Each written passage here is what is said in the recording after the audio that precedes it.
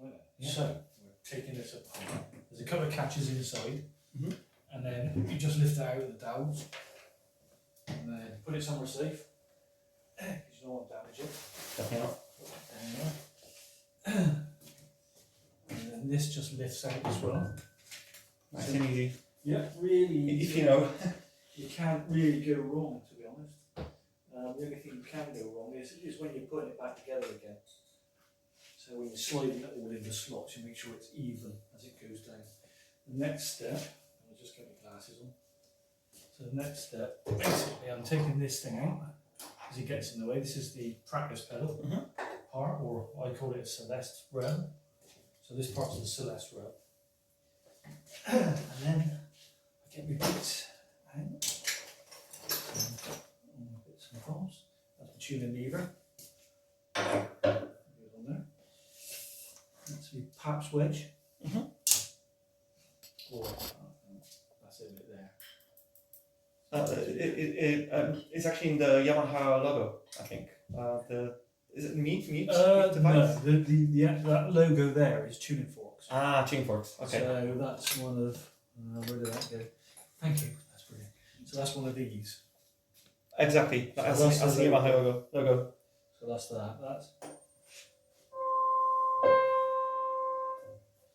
not too bad. But I don't use that anymore, to be honest. That's my best to control the humidity levels. Maybe it's helped not to let the piano go out too much. Yeah, well that's it. If you can control the humidity and the temperature, then you're sort of basically quids in. You're sort of helping it along. Because if you have it too humid, it'll go sharp because it's swelling the soundboard up, and the soundboard pushes against these strings. If it's too dry, then it'll flatten off, and the soundboard will shrink away, and it will move away from it. So basically, the crown of the piano will then start sinking, in a sense.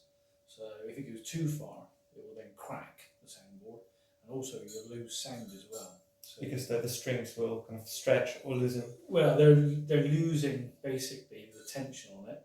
So as the string should have an arc on it, it will flatten off as well. Where the soundboard's sinking, it will flatten off, and then the string will go flat, and it will be no good. There will be what we call bearing. So then there's no arc across the string, and then you don't get any sound. We don't want that. No, we don't want that.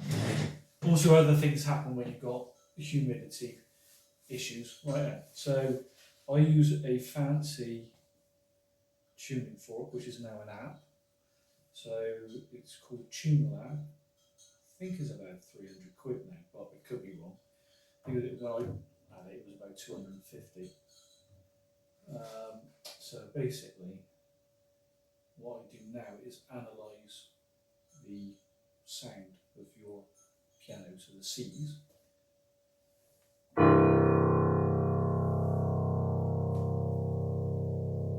Blank off one of the strings so it listens to just one string at a time.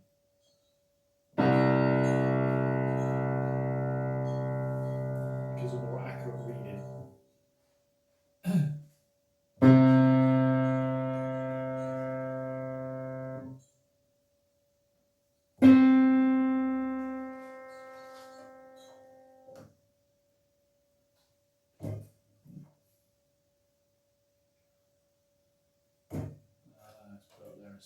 Keeps hitting the hammer because it's a smaller gap. So that's that. So I've analysed it, and now then I can check the sound. So it's slightly sharp. Oh, that's not. That's okay. Slightly sharp. Okay. It's the peak and troughs of the humidity in the last couple of weeks, I think. Yeah, I did my best with the humidifier, but you can only you can only do so much. Yeah, and not being funny, it's still settling into the house anyway.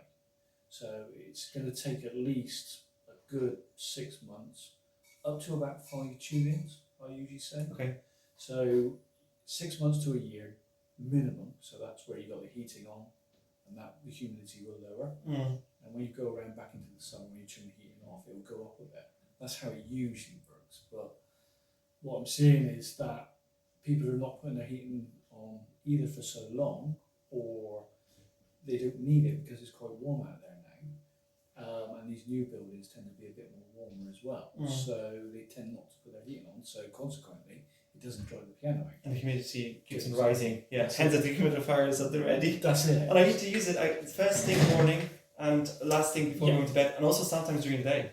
Yeah. So the Dampp-Chaser system may be a better option. It may be, it may be a cheaper one. one as well, where it's on continuously. It's not. It's just working itself, and then it will drop in and out. It needs to take away the moisture or not. So it may be a case that might be a cheaper option. Right then, so once I get to that bit, now we start tuning the piano.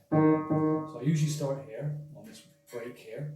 I could start at the end, I could start at that end. It doesn't make any difference whichever. Being done in sequence or? No, but it's a way I've been taught originally. So I've been taught the traditional way with the tuning fork and hearing.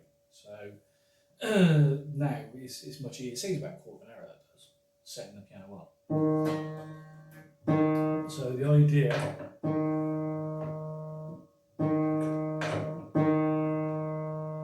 so the red line there is bang on. That's the semitone below and the semitone above. And then in this bit here is called the phase. What we'll call a wobble of the sound. I know it's basic, but and then if it's bang on, there'll be a black line that comes up here. So all I'm doing now is basically either releasing the tension or putting on more tension to correct the note. So put more tension on it, you increase the pressure. Yeah, the sound. So the sound goes up, and you decrease it, it lowers the sound. So it gets flat and it gets sharp.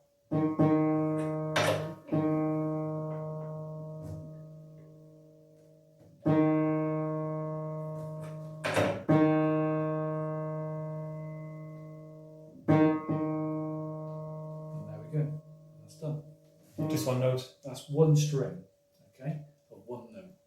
So then you take the wedge out, and then you've got to match the second string or your unison with the first string or your lead wire. So it ain't too bad. Sometimes it's not the case, so it needs to be kind of fixed every time. Yeah. Most of the time, you'll find that unisons are all over the place, and that's what makes a piano sound honky tonky. That's not good. Yeah, unless you want a honky tonk tune. No. Crystal clear sound piece. Yeah. And then there's some notes, like this one here, which I don't have to do really much to it at all. In other words, balancing the pressure or the tension between there and then there. And that's all I'm doing. And just to correct it. Because it's nearly bang on, it's bang on. Not saying that.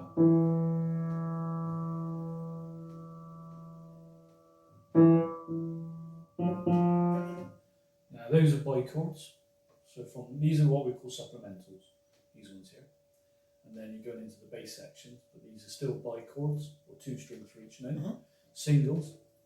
They're very low notes. Yeah, so singles down into the low point.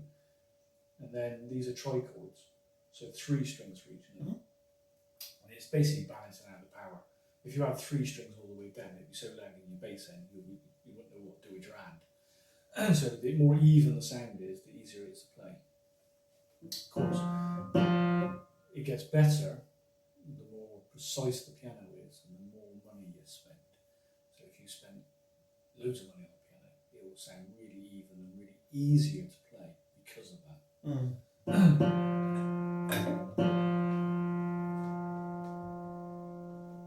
So I'm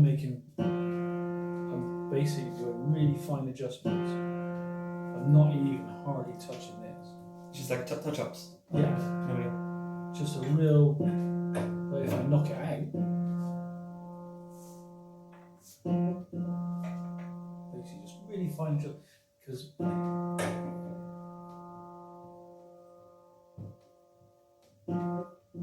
there's hardly anything out at all. But mind you, when I get up here, it might be all over the place.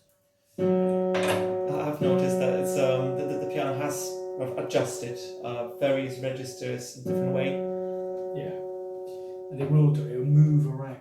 So the bass is the most place where it usually goes out of tune is up here. That's not always, yeah. So cooking is very bad for pianos because lots of humidity gets produced. Hence the humidifier goes in the kitchen and here, just for backup. I know. And it still rises despite the humidifier is engaged. So I think some people must have some sort of like climate control that constantly, changes the air, has circulation to get rid of moisture and introduce fresh air at a constant temperature and humidity level. You could do that, but then sometimes what they use to do that, like the air conditioning and the rest of it, is not good for pianos as well. Because then you've got temperature fluctuations. Right. So here the temperature has been more or less the same between 20 to 22, Right. but very gradual changes. But what I've noticed, and I'll show you because I've got this hygrometer and temperature meter, like in one, and gives you like a real-time view, and this tracks it over the period of time. So I've had it since pretty much the same day the piano was arrived. So there's lots of fluctuations. Everything is going up and down all the time. And there's this rapid increase of humidity, and then it drops down drastically after the dehumidifier is enabled. Yeah. And it's not good for the piano either, I don't think. It needs to be more or less stable. Any movement, violent movement. So for instance, if the temperature was, say, it went down to the lowest, piano should go no lower than about 15 degrees. Right. So if it went to 15 degrees and jumped to 20, so you put the heating on, that 5 degrees will expand the frame and the strings. Because you've got thermodynamics going on there.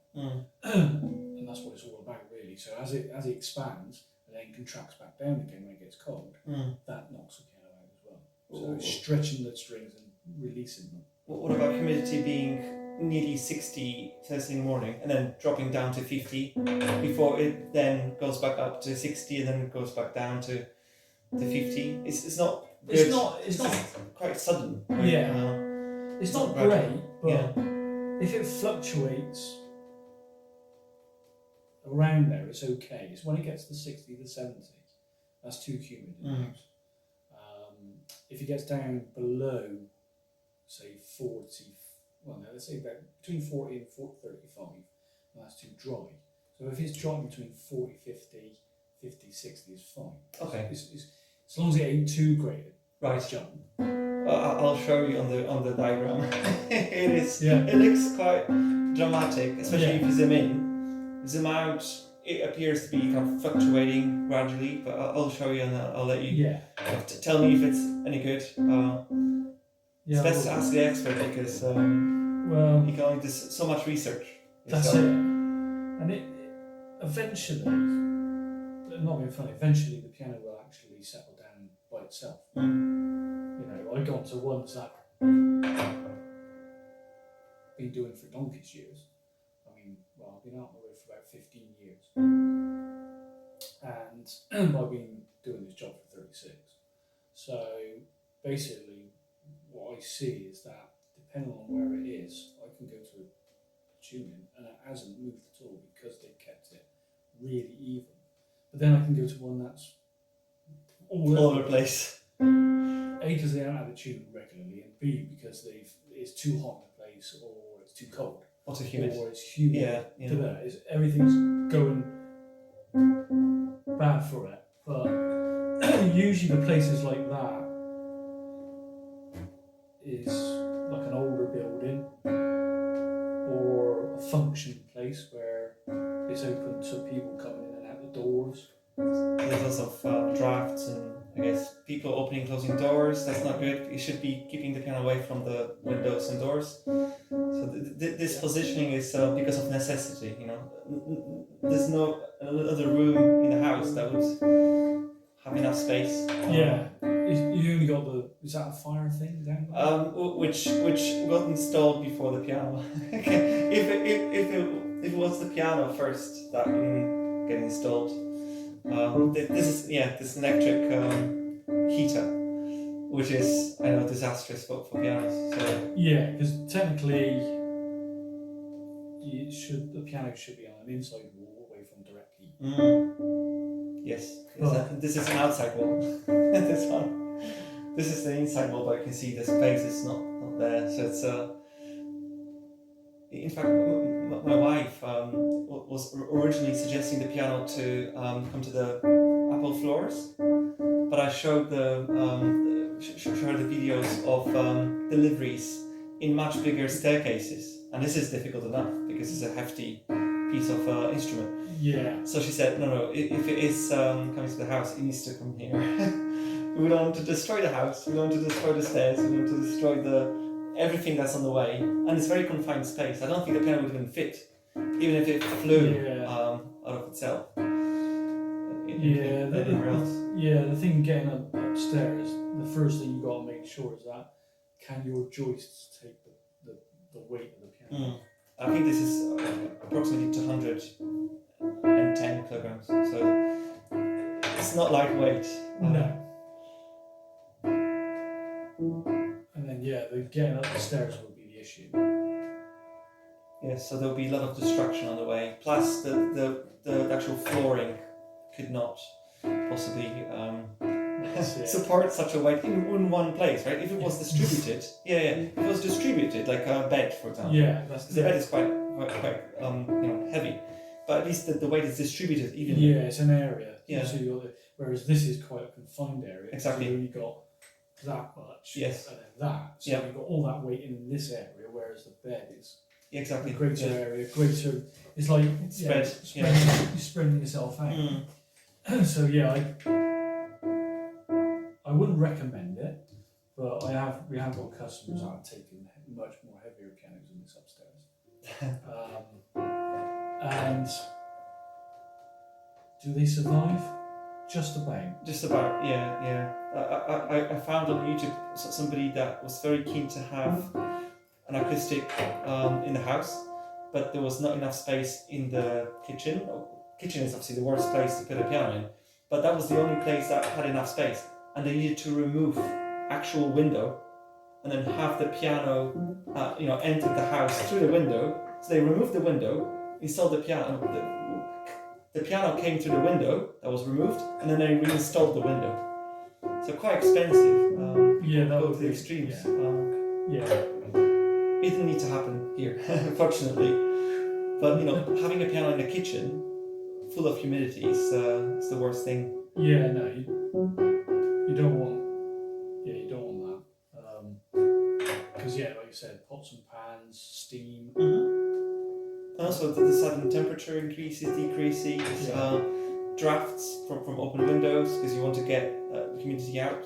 Yeah. Going into the garden, back out. Exactly. Yeah.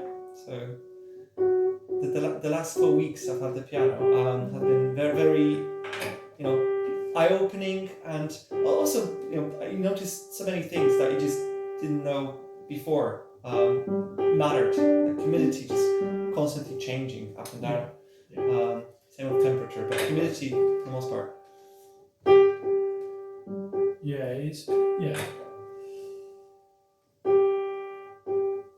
Like I said, mainly the things to look at with humidity is just the woods and also the felt. So in other words, the soundboard would be affected by humidity. Also the hammer felt. And also the woods within the action and the keys as well. So those are the things that are affected by humidity. And is the bridge made of wood as well? Yeah. So everything just sucks the moisture in and. But you find the bridge is less likely to get affected. It's more the soundboard because that's made of spruce. Bridges are usually made, and this one is made of beech. Okay. So it's a denser wood. Yeah. Or a hardwood. Or a harder wood. It's not as hard as ash or something like that. But the bridge is the least affected. It's more the soundboard because it's made of spruce, more porous material. The woods here is It's mainly within the flanges and the felt within the flange. And then, so with high humidity,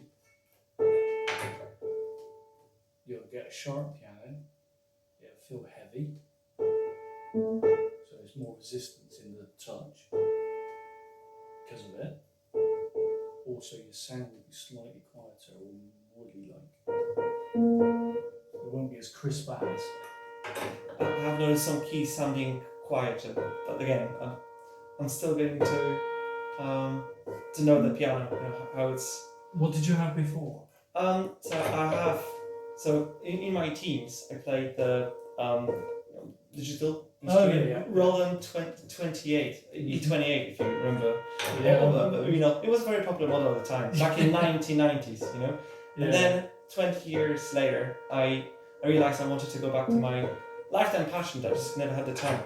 For the past 3 years, this November will be 3 years exactly. I've been practicing on the Roland FP10. Okay, yeah. Digital. And then I was for a brief period in hospital. And during that time, I played the acoustic. Okay. And the experience was just so radically different. I fell in love and just wanted to get as close to the real experience as I could, because the keys in Roland FP10 are just plasticky. They don't have kind of reaction to touch the way piano reacts. The weight is just kind of imitated. It's not real. And this is just fantastic. It vibrates. It reacts to your playing. It gives you feedback. But of course, with digital, you don't have the problem of humidity. This one is a very sensitive piece of equipment, so it needs to be looked after. Yeah, well, that's it. Yeah, a keyboard is just what it is, or a digital piano. But it's like I say it's usually children when they've gone from keyboards to a piano. They're always complaining about it's too loud. Because they're so used to just turning the volume up and down. Yes. The first time I sat down, I thought, gosh, this is so loud. But to be honest, I got used to it. Even the same day. Well, for the first day of playing, I had this kind of almost like oversensitivity to sound. Yeah. But then the second day, third day, and I've been playing every day for an hour. That's my daily routine. Nice. An hour at the piano and 15 minutes sight reading. So I've got this routine I'm religiously following. I'm no longer kind of as sensitive to the sound, but I still use the digital for late at night practice. Because it is that space between us and the next door neighbour. Yeah. But just to be extra safe, I don't want the resonant bass to come through the walls and wake them up. Yeah. So it's good to have both. One for day practice, and then another for late at night practice. Using headphones. So you would have to got the silent piano. So the Yamaha silent system. Right. Yeah, I did consider, but I thought I've already got this digital. I don't want to kind of sell it. Is it good enough? Most likely, it's actually wouldn't surprise me if it's slightly better than the actual silent system. Because what you get is that the silent systems are great and they do a job if you haven't got a keyboard or anything. But if you've got a really good keyboard, you're better off with that. Because, so say for instance, if you bought a Yamaha, whatever keyboard, a couple of thousand pounds, I can guarantee that keyboard would be better sampled sounds than whatever they put in here. It'd be close, but I guarantee it'll be better machine. You've got dedicated pieces of equipment for specific purposes. That's it, exactly. And that's how I look at, if you want to play the piano and play it nicely and properly, one of these. Yeah. Digital keyboard will get you so far. And if you haven't got space or haven't got the money to have one of these, then yes, by all means, have a digital piano. Or you can't afford the upkeep of having it tuned every, 6 months. Then have a digital piano. Yeah. But if you can manage one of these, then have it. Exactly. If you're a child learning, or if you were learning. Start with digital just to see how long it takes you, because you could be no longer interested in a year's time. I've been going strong for 3+ years, or just about 3 years. I've got no plans of stopping. This is such a good hobby to have. Yeah, and it's good for the brain. It's good for the brain. It's good for dexterity. It kind of distresses you after a day's work. That's right. So it's useful and therapeutic.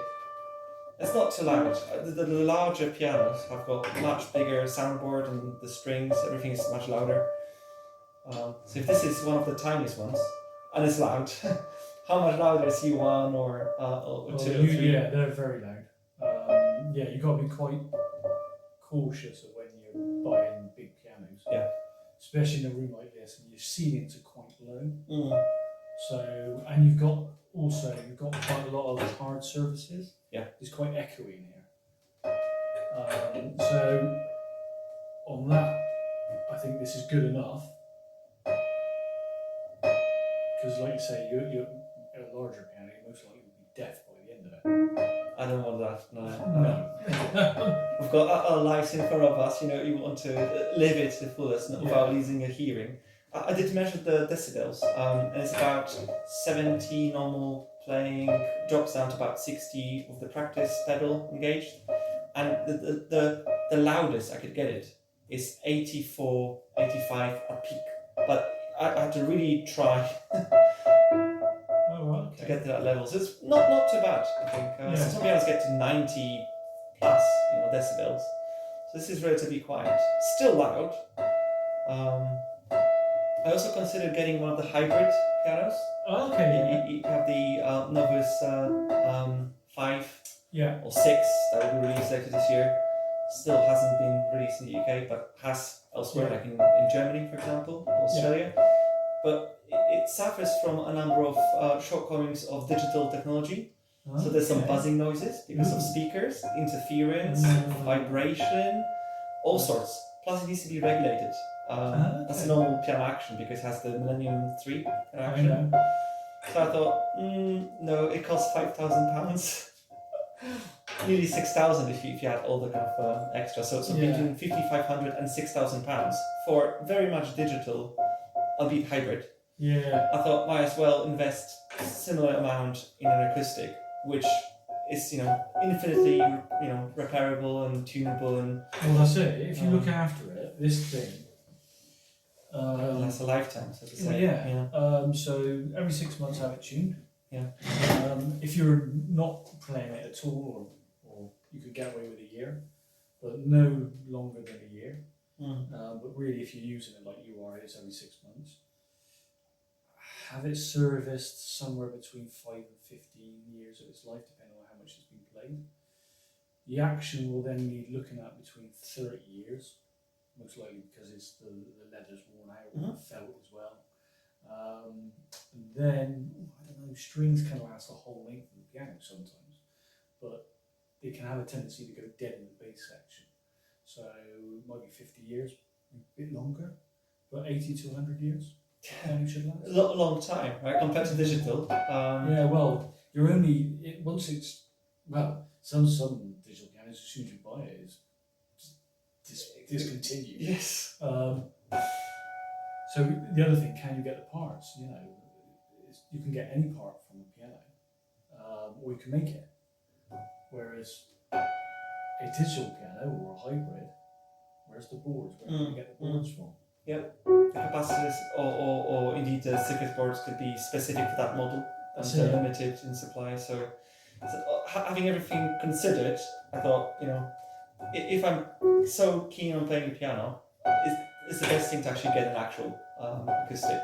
Yeah. And I looked at the B1, B2, B3, and I would have opted for B3, but B1 has actually a slightly higher depth compared to B2.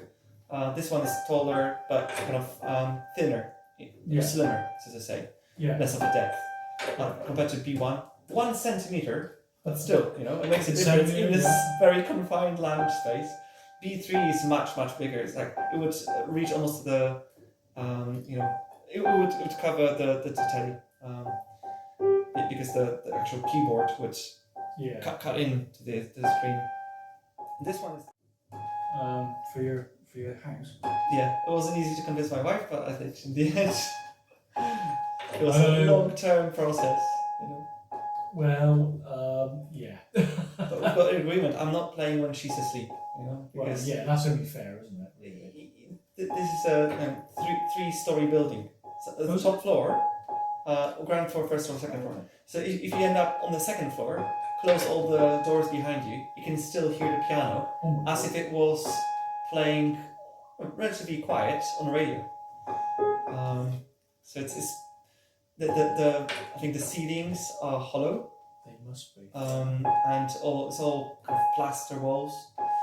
So the resonant tones and bass is very much flowing. So it's not too bad, you know. Yeah, what I would do then, if you can do, is get some soundproofing of some sort. Really, I would have thought they would have had at least the ceilings would be made of soundproofed plasterboards, and not. You would have thought, right? Stuff. Now, if somebody sneezes upstairs, you can definitely hear it. Even second floor, right? The windows, so the doors have got a bit of a gap, you know, by the doorstep. Okay. So see that allows the air, the sound to come through. Also the ceilings are, I think, just plasterboard with maybe some timber. There you go. That's quite thin, that is. It is very thin. Obviously, we've got the wall like this on both sides, our side and the neighbour's side. But there's obviously brick in between, right? So there's brick, and then there's the cavity wall, and then the rest. Yeah. But just to be extra safe, I'm not playing it late at night. Well, that's one of the reasons also why you've got an echoey building. It's because of the plasterboard is so thin. So, in a sense, you're because the soundboard's quite close to the back of the wall. That will reverberate on that whole wall as another soundboard. Yes, that's what I thought. Yeah, the sound just kind of dissipates from the whole wall as opposed to just from the piano. I can definitely hear that the whole wall is. So the other thing is, it's not too bad. This is quite solid. Yeah, but it's still the sound will travel across the floor as well. But really, it's most likely hitting that wall. You can. I've seen it before in customers' houses where the piano goes, they stuck some soundproofing little panels on the back. On the back. Okay. Yeah. So on the back of the wall. So where the behind the piano. Yeah. So behind the piano on the wall, they stuck sound panels. Yeah, like foamy material. Yeah, that absorbs the sound. Yeah. So it doesn't crawl up the wall. So you could do that. Usually, if it's too loud, I recommend a duvet down the back because that soaks up sound very well. So a duvet down the back will soak the sound up, but it also will take the edge off the top end of the frequencies. So your treble end, it will take that down a little bit. So if you like the treble end, don't bother. Right. If you don't, and you feel it's too sort of in your face or too to the forte side, so too loud, then that's the first thing I would do. The second thing is I would put a rug underneath the piano. Right. To then that and it's got to cover the front toes. So these wheels here are the toes. So they got to cover that because if you don't cover those wheels, the vibrations will go down through and down the caster and out again. Because that's where the sound's going as well. So I would cover, just the front of it and then the back with a rug underneath it, and that will soak the sound up and stop it from crawling across the floor. Some people I've seen even go to isolation mats. It's a big, thick, rubbery mat. I saw those. It's quite expensive. Like they are £200. Yeah. The bloke, he had a neighbour that wasn't very amorous with his playing. And too many mistakes. Yeah, well, it was just general playing, basically. I think, but in the end, he had to put acoustic board, plasterboard up. So he had to change all the room, put acoustic plasterboard up, isolation mat, and a thick isolation mat behind as well to soak the sound up. to make it. Has that helped? Has the neighbour Yeah, kind of the neighbours fine. helped? Yeah. All right, so Yeah, it does work. It does work. There's- Yeah. There's But ways. I don't know how much he spent. He spent a lot of money, but then again, he spent. Well, back then it would have been about 15,000 quid On the instrument, on so the Bechstein. yeah. So I think they're now about 20 odd. The one he's got. I don't know if you can get that one anymore. I think it was a Millennium. I think it was. It was called a Millennium. But it's a really expensive piano anyway. But he was committed, and his level of playing was Oh yeah, he so much recorded- beyond yeah, me. yeah. So I think he even put acoustic plasterboard in the roof as well. he converted the room into actual studio. Yeah, in a Yeah, sense, yeah. yeah. Except for the without a floating floor. Yeah, yeah. Yeah, I've only seen floating floors in studios, so where you can feel it. It's really bouncy, really odd feel when you're walking in on it. You think, oh, look at this is horrible. It's like being on a slight trampoline. Is it to absorb the sound? Yes, Okay. Yeah, it's absorb the sound again. Studios, you usually got a floating floor on it if it's a good studio. But it all depends on what studio it is. I've been in a few. The most one I do is one out in Warmly now. And that's a really nice one. And he got a nice piano there as well. It's a Bösendorfer, I want to say, is it 130 or 1 something it is. It's an upright. It's a big upright. It's about 40 grand's worth of the instrument. And So it's really fine instrument. Yeah. I heard that in those studios they are tuning the pianos several times a day, even. Can do. Not Yeah. because of the need to have perfect sound. Yeah. Usually I'm called in when it needs to be tuned, and then maybe that's about it really. But it seems in that studio it's more of a, if it's there they'll use it, if it's not they got other things. Right. You know, they can, and also the mixing desk they got is amazing anyway. And they can adjust The pitch. to a to a certain amount you can adjust it. But then I got called back once from I was up in Cheltenham and I got called back to the studio because the band wanted a perfect piano again. So yeah, you can get called in because it was tuned. I think it was a day before, and they wanted it tuned again because they used it. They wanted it tuned again because they were recording for their album. So they wanted basically it to Sound sound perfect absolutely for that occasion. Yeah, which it's all right. Understandable, yeah. It's understandable, but it was already out, mind you. I mean, to be honest, it didn't really need doing. You know, it was, I mean, so fine. Even most people wouldn't even hear it, let alone you playing it, wouldn't even hear it. But that's some people. Then you get it where it doesn't matter, they've got to have it done because it's in their psyche. So it's a psychological side of it. Every 6 months. That's the that's the routine. It's a routine thing, but with people playing piano, if the piano isn't bang on, or if they think it's not, then they won't like it. They won't use it. So it's the same with a pianist. A pianist going on stage, if they get wind, if there's something wrong with the piano, or they think there's something wrong with the piano, all hell will break loose, literally, and I'll be gutted, basically. Yeah. There is, I think, just finished yesterday. This international Chopin competition in Warsaw. An American pianist won it, followed by a Canadian, and I think somebody else in the third, fourth, and fifth positions. They had 5 grand pianos to choose from, and they sat down on every single one, and everyone made their own decision. I think most of them played on Fazioli, the Italian brand. Very nice pianos. Every brand to choose from, Shigeru Kawai and well, Fazioli personally is the best one. I would choose it over any other. Apart from a Bex, if I had the money. Though my piano's a Bechstein, so but it's an old one. It's a 1920s, I think. But I've gutted it and redone it myself. So and fine tuned and I changed everything on it. A lot. You mean that I've changed it? Hammer shanks, hammerheads. The only things I didn't change is the soundboard, the frame, and the case. because it's not yeah. baked into the product. Yeah, that's it. Yeah, because it should last the whole instrument's lifetime. So yeah, well, I've overhauled it. So any splits in the soundboard, I sorted out. I did the casework as well. So Bird One that is. Bechstein Concert Model 8, because it's a Model 8, I think, if I remember.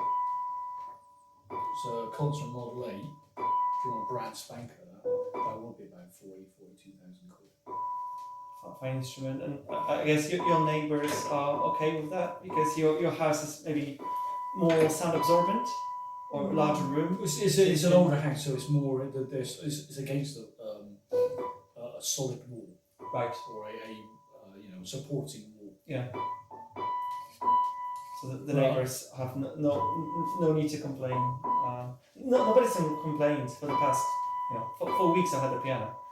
I did some measurements all around, and it's relatively quiet, but I'm pretty sure the sound does enter through the kind of vibration of the. Oh, will do. Yeah, sound goes everywhere. If it's like a bit like water, really. If it can get through, it will get through. Even the roof could be going all the way to the roof and then across the roof. And it's semi-detached, The thing is that also the higher you play up, so the higher you're, like in this register here, it will cut through straight away because a higher frequency will. So. And the low notes we can like have. It's usually on the ground. That's why when you're miking up a piano, if you want the bass end, you go from the bottom. So you put a mic down below. So it's the floor level that sound dissipates from.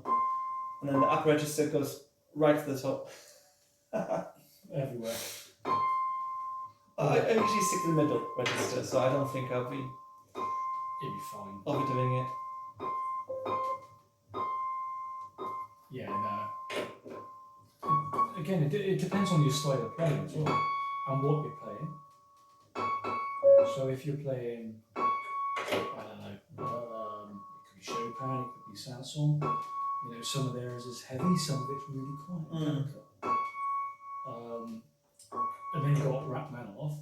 Oh, this would be too loud. I think even for my standards. So I'm nowhere near. I've got 3 years worth of going through piano method books. I've got maybe 300 compositions I learned. Very short, most of them. Others like 2 minutes or so long, like Over the Rainbow, nice. The Entertainer. Yeah.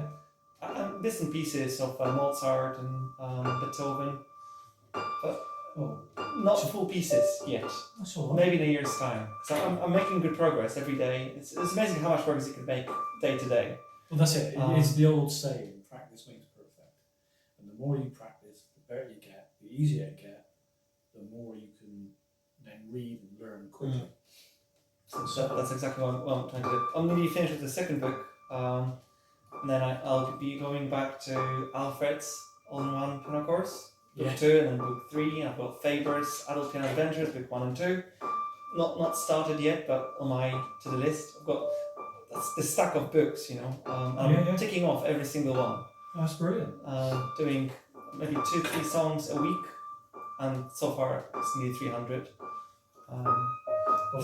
To be honest, I don't really play the piano. I play the guitar. Right. That's my real musical instrument. I see. Even though I love the piano, I'd rather listen to someone play it. Right. Especially after I tune it. So it's, especially in a concert or something like that. But sometimes it can be actually nerve-wracking when you've done something and you get a pianist to play and you know, he thinks it's alright or she thinks it's alright. Ooh. No, if it's pitch perfect, then but it can't be wrong. Well, there may be some regulation sometimes that's needed because of pianist specific kind of taste. How the sound should be like. Well, that's dynamics, that is. So what we call voicing. So you've got your tuning, which is basically all to do with frequencies and where it should be and shouldn't be. So A from 40, that's its fundamental. So that there. So that's where you start off if you were calculating it. So you start off on there and that. But usually, if you're doing that in a traditional way, you would use a C fork. So I'll pull that in, go to the octave and pull that one in, because the C fork is that note there.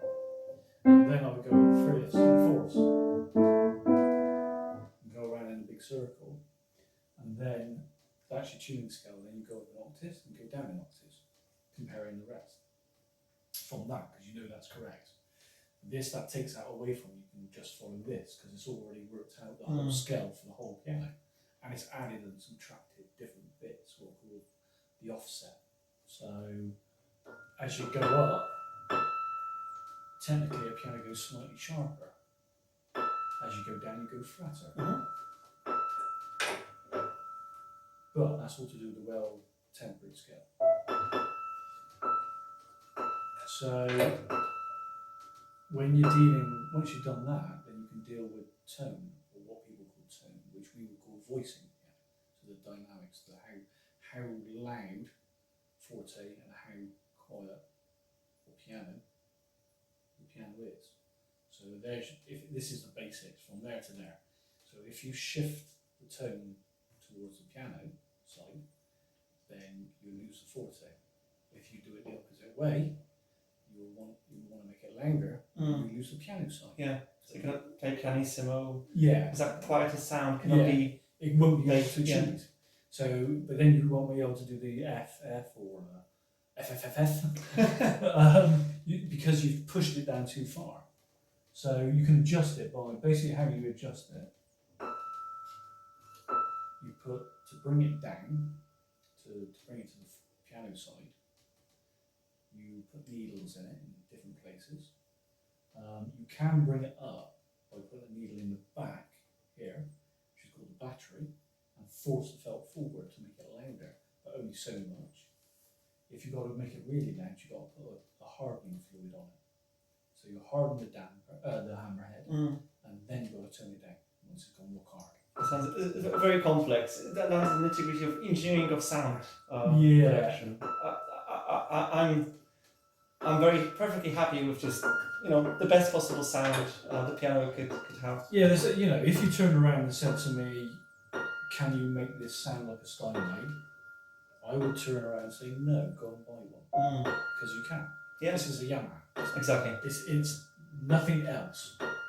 If you just wanted it, say a little bit, take a little bit of the edge off, so it's a little bit more to the piano side, only a little bit, and that's easy. Yes.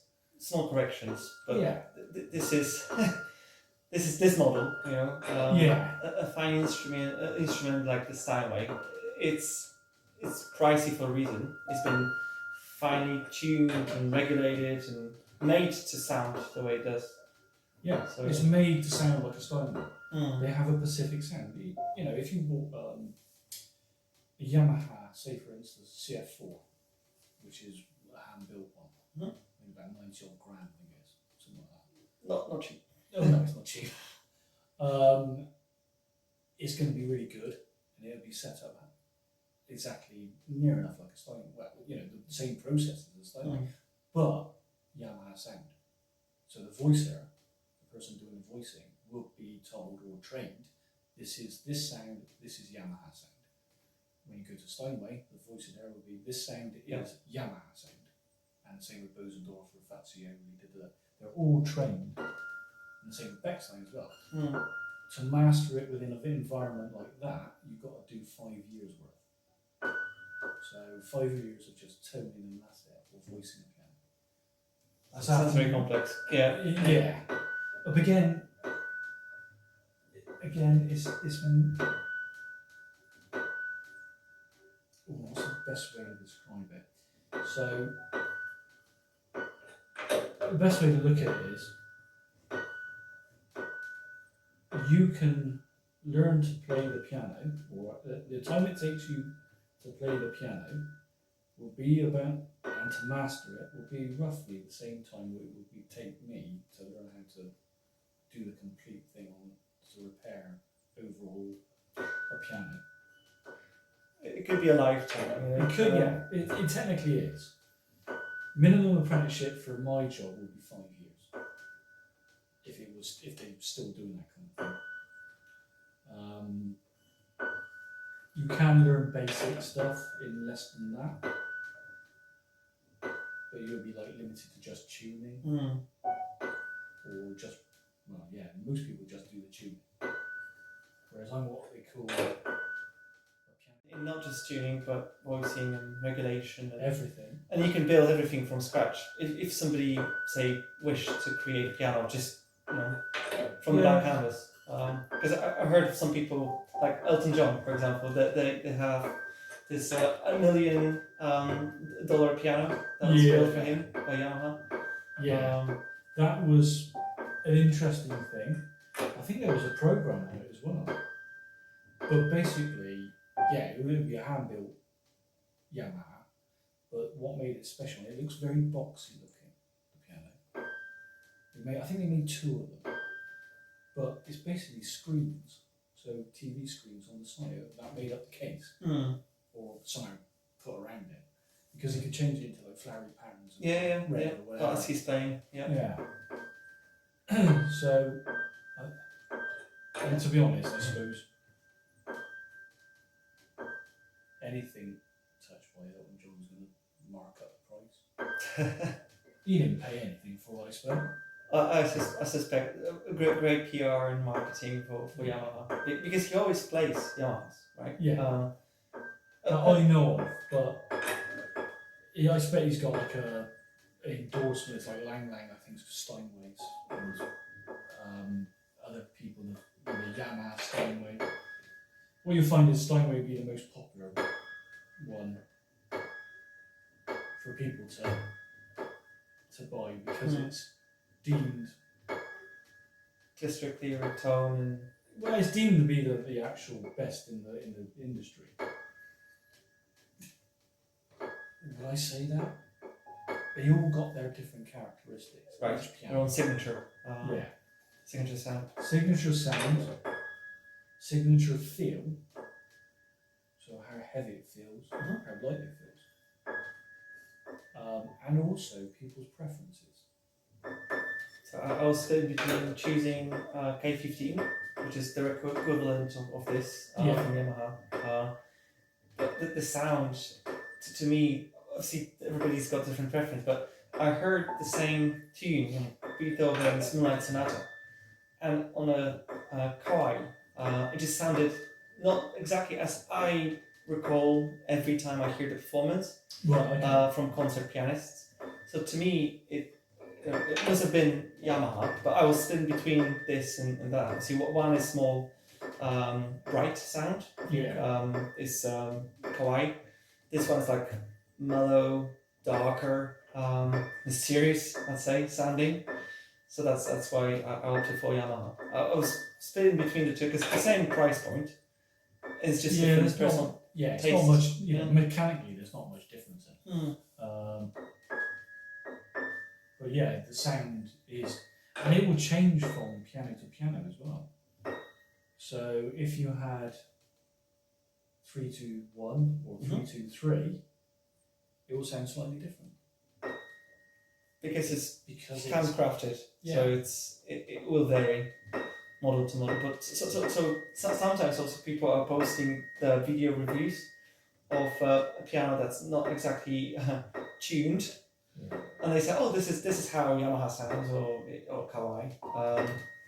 Unless you test both to the same perfect tuning state, a level, same songs, same time, it's very hard to compare. It's got to be, because not being funny, you don't know what microphone they're using. Is it going to be any good? Like I say, is it been tuned recently? Yeah. Because that makes a hell of a difference. It does, yeah. So I thought, I learned to recognize piano that's out of tune. Obviously, you can tell by piano that's been not tuned for, say, a year plus. It sounds like tiki box, or very out of tune. The things that you'll hear is the unison's dropping out. Yeah. You'll find an imbalance of harmonic intervals. So, and you'll only notice that when you stretch right out, as you're using different you're coming outwards. Mhm. Instead of focusing, like when children play, Twinkle Twinkle Little Star and all that. I started from that. So they're concentrating on here. This, Yeah. not far from an octave out. Right in the middle, yeah. Yeah. Yeah, But of course, as you stretch out, then you start hearing all the different, especially if it's out of tune. You go, oh, it's flat, or it's sharp, oh, it's not actually, this chord doesn't actually sound correct. Yeah. They made a mistake. Yeah, it made me double check the sheet music because I just couldn't believe that chord was meant to be. And but that was one day, and then the following day, the same exact chord sounded better. So you talk about humidity affecting the sound. There's another thing that can be as well. Is that you're getting used to that sound of that chord. Now, it's like, and this is where sound gets a bit, not complicated, but it's our perception. So when you listen to a song, first of all, you listen to it, the first time you listen to it, you go, oh, what's that? Or, oh, that doesn't sound right. And it could be a discordant or diminished, or something that's not quite right. It doesn't. This piece of music sort of pushes you in a way where it either doesn't resolve itself, it sort of lets you hang and it's uncomfortable. But you listen to that a couple more times, then you'll accept it. Yes. And that's the weird thing about sound. And that's where sometimes it's good to give it a good few goes before you make judgment. And that's with, it could be any classical piece, it could be Taylor Swift, it could be anything. Absolutely, yeah. There were some songs I just couldn't believe somebody would compose such a thing because it sounded horrible. Yeah. But it was because I needed to kind of correct some mistakes in a way. But once put together, left and right hand, it actually sounded pretty well. But start with, first time you're playing a song, you don't really know what you're doing.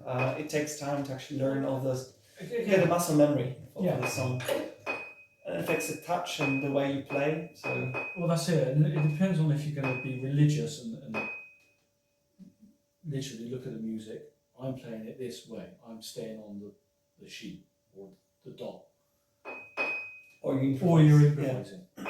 I'm trying to do a bit of both. But I always think it's best get your bare bones of the song or a piece of music, chuck away your sheet music and just play it. You get more feeling in it. And that's what music's all about.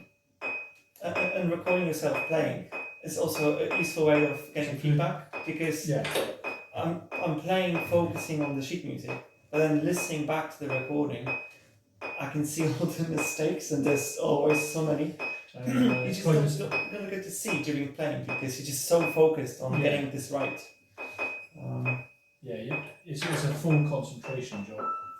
But then once you've got the bare bones of it, then that allows you to be free. It frees you up, and the quicker you. And this is what I do.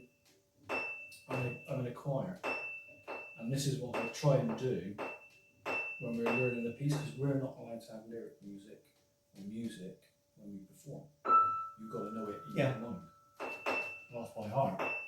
So the quicker you get rid of that lyric sheet, the easier it is for freeing you up to do other things. And that could be getting the emphasis of the song, dynamics, or if you're really unlucky, our choir director will have dance moves as well. Yes. So it's not just singing; it's also a bit of a dance. Yeah, and it's actually quite fun, to be honest. We did and it's not, we don't do like classical music or choral music. We do like sort of pop songs and stuff like that. A bit like rock choir, but not quite. And which choir is it? I used to sing in a choir myself. So it's a choir called Choir Jam. Choir Jam? Yeah. And it was originally, well, it still is in Keynsham. But one I go to is on a Tuesday night in Marksbury, and there's one in Oldham Common, I think it is. She has 3 days. So, well, 2 evenings, so Monday and Tuesday evening, and then Wednesday daytime in Kinchin. So you must have felt plenty of performances, I guess. 3 of them can just go one night. Right. If you really want to get into it, then yeah, you go through. Well, I'm one of those lucky people that if I hear, I can remember the lyrics very quickly. Usually about 1 or 2 goes, and I can ditch the sheet. But the dance moves is a different thing. 2 left feet. It's basically not horrendous, but it takes me ages to learn it.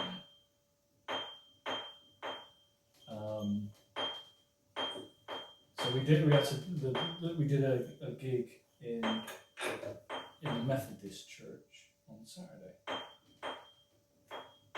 and I hadn't been to choir for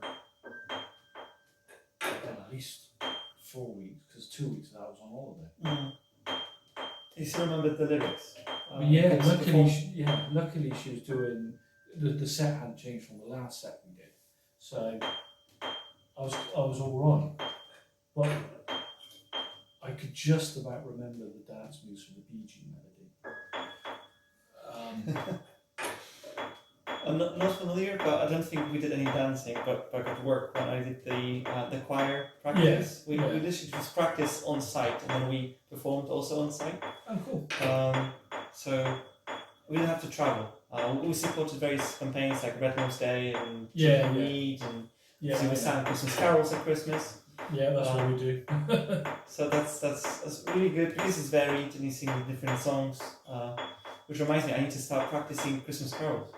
I've got 2 more songs. I almost mastered to the level I can record them, put them onto YouTube. Then I can, I guess, draw a line, under it, and then start practicing Christmas carols. Well, lots of music to learn before Christmas comes, so the clock is ticking. So yeah, you got. It must be about. Is it 70 days or something like that? Give or take, yes, that's right. Something like, I can't remember. It's around about that, isn't it? 60, 60-ish days. Yeah. So still got plenty of time, Christmas carols are quite not basic. Some are quite complicated, some are not. But most of them, because they're, if you go, most of them are quite melodic. And rhythmic and kind of like everything fits like puzzles. Into everything, so you know straight away if you're playing wrong, or wrong chords, and because everybody's so familiar with the sound melody, it makes it so much easier to learn the notes from sheet music. That's right, because that's one of the most important things about learning, especially on the piano, is that your piano's in to concert pitch. Otherwise, what you're hearing and what you're playing is 2 different things.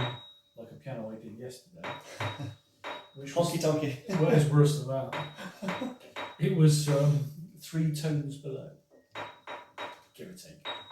So was it like just not tuned at all, or it hadn't been tuned for I don't know. Or played very very hard, Well, no, it hadn't been tuned for about 20 years, I reckon. 20 years. Yeah. Can you even maintain tuning after such a long time of not being tuned? Because I heard if you don't tune the piano regularly, the pitch drops, and you mentioned 3 by 3 levels.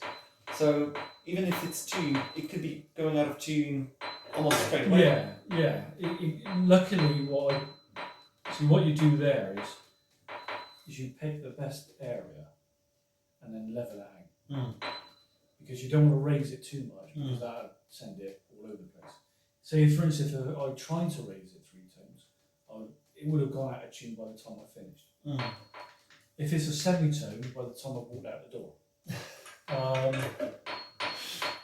Somebody said that they can guarantee tuning, result of the piano until they reach the front door.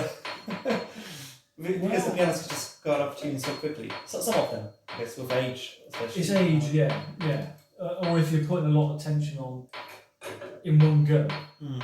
You could be putting on maybe half a ton to two tons by the time you've raised it.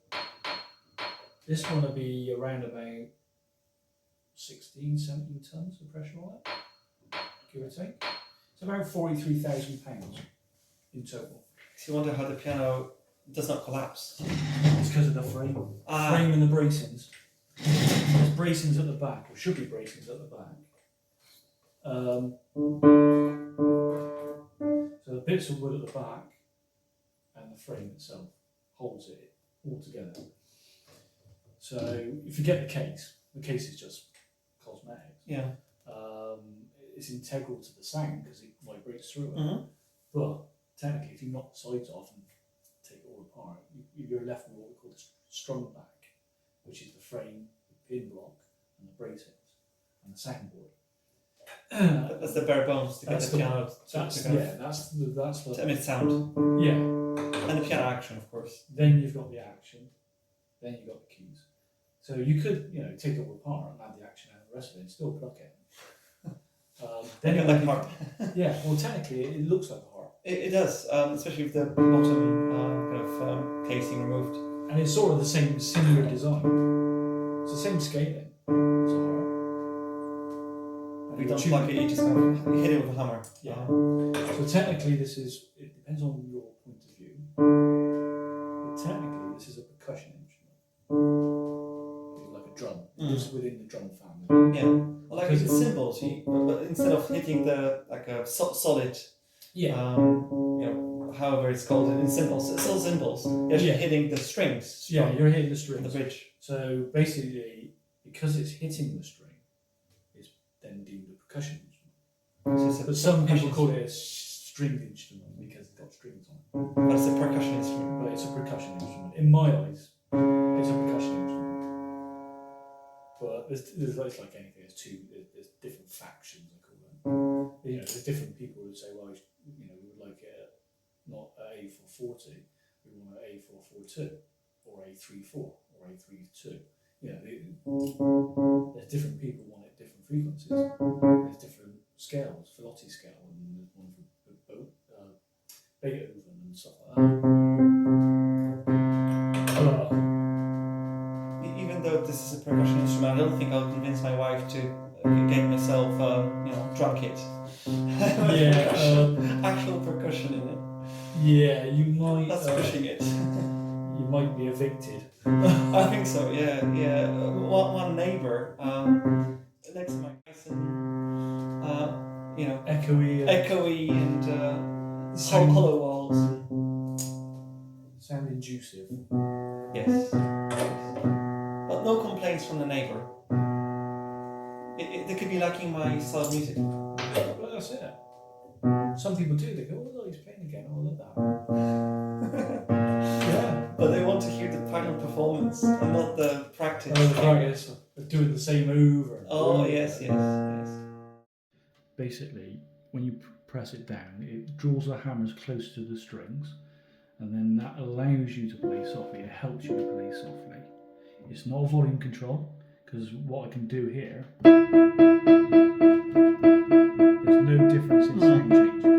I couldn't get my head around this exact thing. So the idea is it helps you play softly. It's a bit more difficult to play softly when it's off. You still can do it, but when you put it on, you can really go down. That makes me think. That's why Moonlight Sonata is meant to be played with this pedal engaged all the time. Engaged. Then your fingers have got to do the work. You can't just go. It doesn't make any difference. That's how I tried testing for the difference in sound, and there was no difference in sound. No. But if you want to play pianissimo, this is the way to do it. This is the way to do it.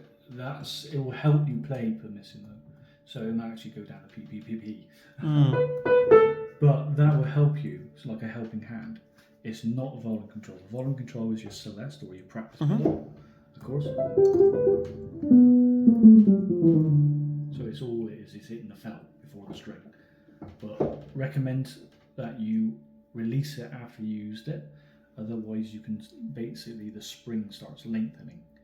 So it'll stretch the spring and then it'll start slowly going Ah, down. It'll so- start to go down anyway. Always if you disengaged But in its make original sure position. once you've played it, Yep. then whack it off. Yep. And then Leave the piano in this state. Yep. yeah, that's how I would leave it, because like I said, the spring will start stretching and it will slightly start going down. So this will start going down and then it'll start catching the hammers. You don't want that. So And then the you sustain pedal just kind of Sustain. removes the damper. Yeah, so these things there. What's the damper? Oh, the So damper those right are at the back. dampers. So as I'm pressing it comes on.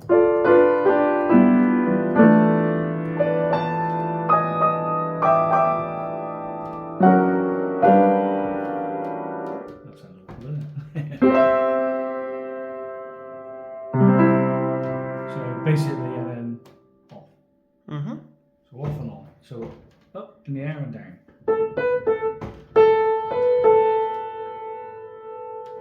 But it lists all of the ones. If you had a different piano with a sostenuto, then you could play a chord, press the pedal, and it will hold that chord. Like on a grand piano. around. Yeah, yeah. Yamaha do one. In the U series, they do a sostenuto. I think it's a U3. This is too basic model. But you get a practice pedal. I don't think you've got... It's good enough. Practice pedal's great. That's the standard. That pedal setup is a standard setup. If you want different ones, then you either buy a grand piano, or some have different ones. Instead of the middle piano, instead of this being some practice pedal, it'd be a sostenuto. Sostenuto pedal, yeah. Instead, or it might be the silent system. Maybe something to consider for an upgrade. Yeah. But this is really brilliant. And then Yeah.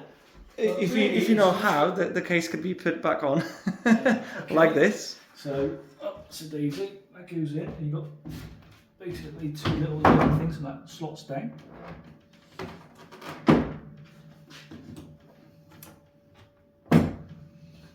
And then this bit here, even though it's quite heavy, but it's not too heavy. See those lug holes? So see these holes? Mm-hmm. And then one that way. That's those there. There's the dowels. So dowels there. So they guide how to And that put it goes in there. back on. So that.